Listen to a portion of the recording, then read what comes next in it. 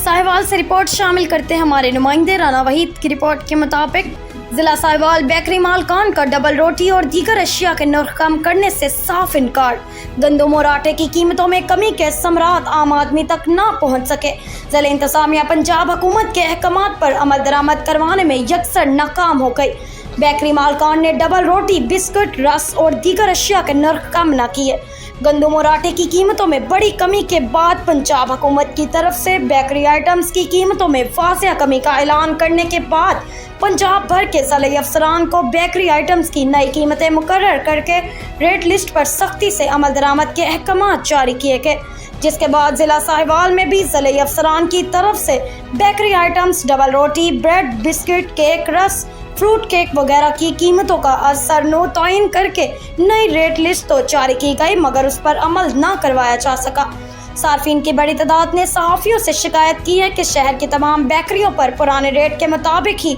Bread, double रोटी, biscuit, रस, cake, रस फरोख्त हो रहे हैं। अगर किसी दुकानदार से नई कीमत पर बहस करें तो जवाब मिलता है कि ये स्पेशल ब्रेड, स्पेशल बिस्कुट, रस है, इसलिए ये कम कीमत पर नहीं मिलेंगे, जबकि नाकस क्वालिटी की अशिया स्पेशल बनाकर महंगे दामों फरोख्त की जा रही हैं। शहरियों ने वज़ीर आला पंजाब मरियम नवाज शरीफ से मुतालबा किया है कि गंदम और आटे की कीमतों में कमी के समरात आम आदमी तक पहुंचाने के लिए ज़िले अफसरान को मुतहरिक किया जाए।